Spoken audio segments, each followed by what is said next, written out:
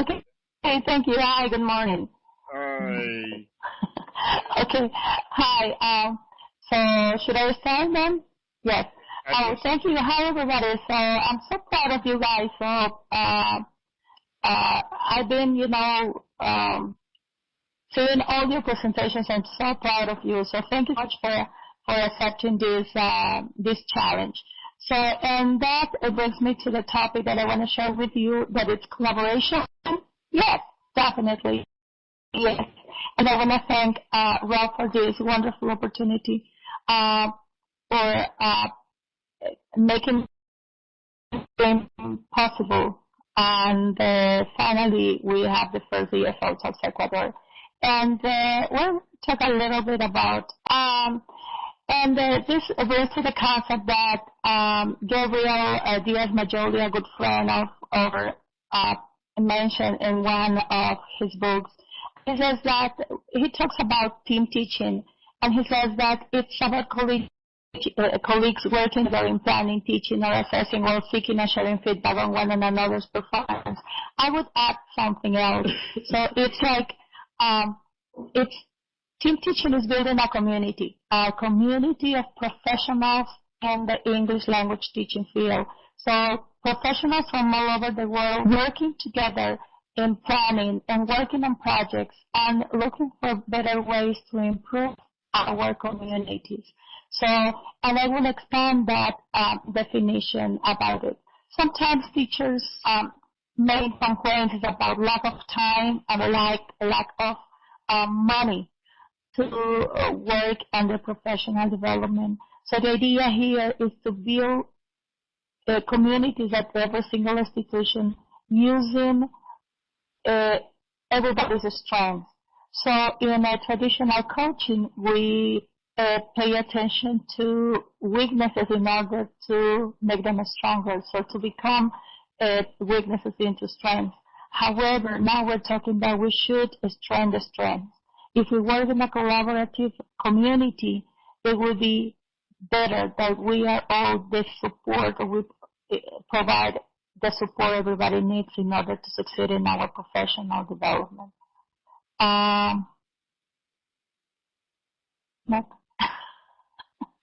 Thank you, Rob. So what is the main purpose here? Is improvement of teaching skills and scaffolding of teachers' performance under new work conditions. And this is something that we've been talking about a lot. So the transition between being pre-service teachers and in-service teachers. Sometimes the teacher education programs, they include a lot of theory and less practice.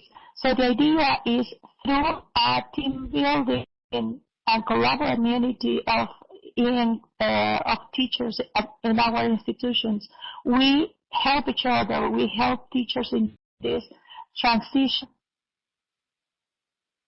And we help in this transition to new teachers coming to the field. So differentiated our instructions with groups, definitely, because we pay attention to teachers' preferences, not that prescriptive training or prescriptive professionalism. So since the teachers, they do have a specific interest and a specific objectives in their professional lives, it's always better to help them and provide them the support they need. So, and as I said, the promotion of a culture of collegiality at the school. So the main role is, the main objective or the idea is that teachers, they help each other starting on their own institutions, on their own mini communities. And little by little, they begin to expand. So, and something like we are doing here, we are beyond our institutions. We are sharing that in a national and international level. So in service training of new staff, yes, people coming abroad, they always are looking for something new. And some other purposes that can be defined based on teachers' interest. Mark? Thank you.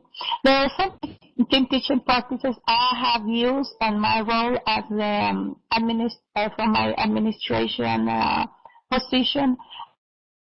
I have been given us great results. So, and there are some others. Some of them are some of them are quite familiar, like lesson study, where teachers all together, they analyze the lesson plan designed by one or two teachers from different levels. Peer coaching, that is something that it's maybe the most familiar to have. And learning and development teams is a team or a group of coordinators or who have some specific knowledge or specific talent. So, and then we help them to develop themselves. Next up.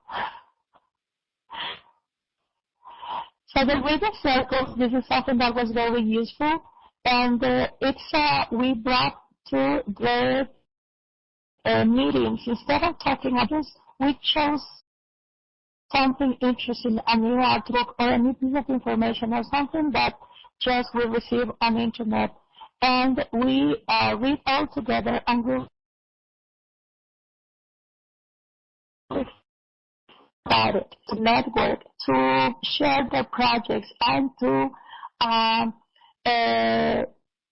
and also to be part of the wonderful community of Ecuadorian teachers. So inviting experts is another way to grow professionally. Yeah, I noticed that you keep the stars, Rob. So sharing. So, and then we have our good friend, Victor Hugo from Peru. He came to offer one of the workshops, but also presenting workshops at your own institution based on something that you feel confident about, something you feel expert about.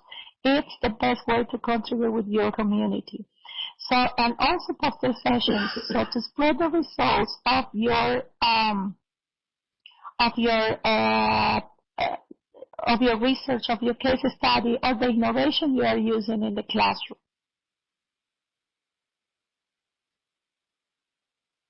There are some other resources that you can use. So it's using LMS or participate in discussion forums, and also have your own blog or wikis or podcast, a video cast or journal portfolios, or seeing teacher learning online, participating in EFLtalks, and some other important and professional ways to grow professionally. You just need the desire to do it.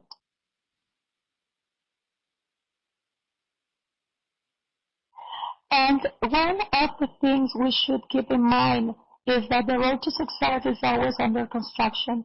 So Lily told me this is one of my favorite quotes, because it means that, especially in our profession, since I say that we do have the power to influence in other people's minds. So, and it's our responsibility to build to build a better community and working together. So this is something that we need to keep in mind. So we never stop learning, and the best way to learn is by sharing. If we share, we learn twice. And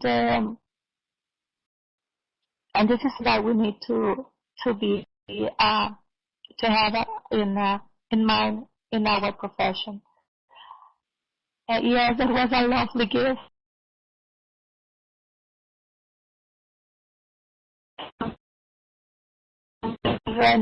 International. And for us as a Cotizo, I want to thank Rob for this wonderful opportunity. So I remember the first time I heard about EFLtalks was because of my good friend from Venezuela, Doris Morelos, and I was so excited about having this project and developing this project in Ecuador. So thank you, Rob, for making this dream come true finally. So, and thank you to my Ecuadorian colleagues for taking advantage of this wonderful opportunity. And see you next week next year for EFLtalks Latin America, right, Rob? Yes. Thank you very much. Yeah, you're amazing. We didn't even get this started, and you're already planning Latin America with me. That's why I love it. It's great. Yes, that's right. Elizabeth, thank you so much for the opportunity. And, you know, when we talked about this, I was so excited about doing something because you guys were so great to us when we were in Ecuador. And I wanted to return the favor. And, you know, thank you. You have some great people there. This has been a pleasure and an honor for me, you know, to work with you guys. And thank you, Rob.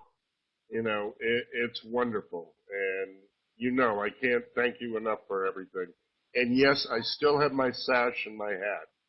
They're in Brazil, but, you know, I'm in Poland right now. But I'll be back with my sash soon, okay? Definitely.